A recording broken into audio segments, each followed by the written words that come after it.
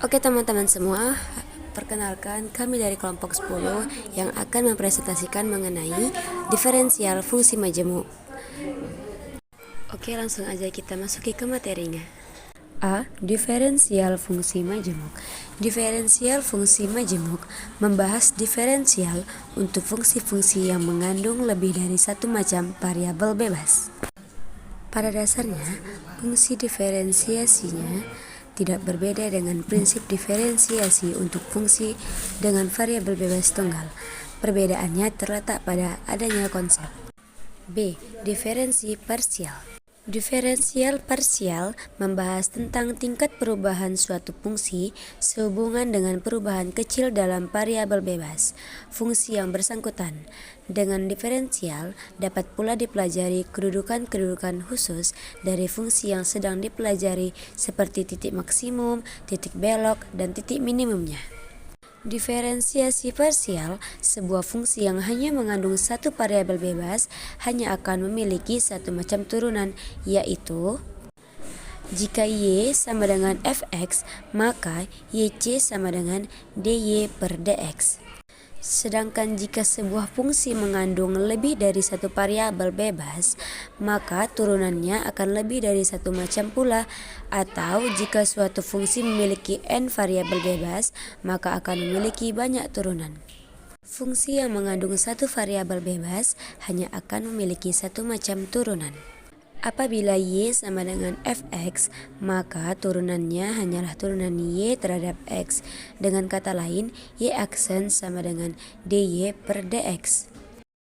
Jika y sama dengan f buka kurung x, z, maka akan terdapat dua macam turunan, yaitu y terhadap x atau alfa y per alfa x, dan turunan y terhadap z atau alfa y per alfa z sebagai berikut. Y sama dengan f buka kurung x, z.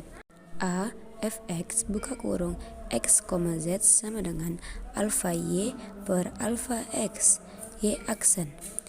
B fz buka kurung x, z sama dengan alfa y per alfa z 3. C. Derivatif dari derivatif parsial. Seperti halnya dengan fungsi satu variabel bebas, maka fungsi yang memiliki lebih dari satu variabel bebas pun dapat diturunkan lebih dari satu kali. Dengan kata lain, masing-masing parsialnya masih mungkin diturunkan lagi. Namun, berapa banyak turunan dari turunan parsial dapat dibentuk tergantung dari bentuk turunan parsial tersebut.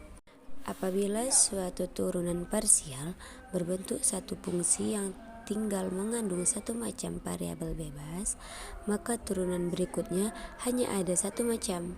Tetapi apabila suatu turunan parsial berbentuk satu fungsi yang masih mengandung beberapa macam variabel bebas, maka turunan berikutnya masih dapat dipecah-pecah lagi menjadi beberapa turunan parsial pula. D. Nilai ekstrem atau maksimum dan minimum.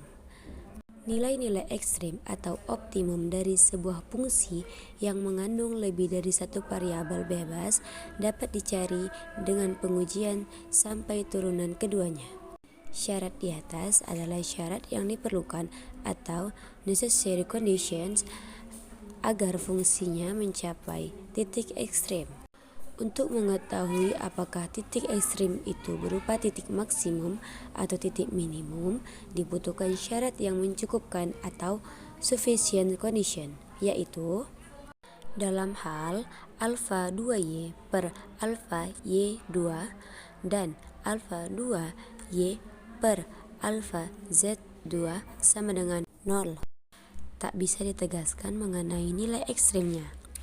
Untuk kasus semacam ini diperlukan penyelidikan dan pengujian lebih lanjut. Selanjutnya, optimasi bersyarat. Dalam kenyataan, seringkali kita harus mengekstrimkan atau mengoptimumkan suatu fungsi, yakni mencari nilai maksimum atau nilai minimumnya, tetapi terkekang oleh suatu fungsi lain yang harus dipenuhi.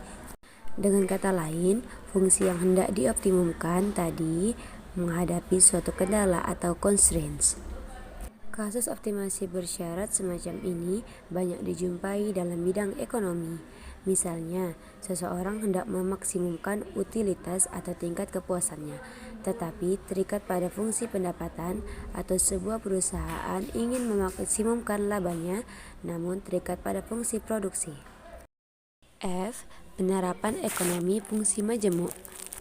Apabila dua macam barang mempunyai hubungan dalam penggunaannya, maka permintaan masing-masing barang akan fungsional terhadap harga kedua macam barang tersebut. Dengan kata lain, jika barang A dan barang B mempunyai hubungan penggunaan, maka QDA sama dengan APA, PB dan QDB sama dengan APA, PB. Derivatif permintaan dari QDA dan QD adalah fungsi-fungsi permintaan marginal. Alfa QDA adalah permintaan marginal akan A berkenaan dengan PA. Lambda PA, lambda QDA adalah permintaan marginal akan A berkenaan dengan PB.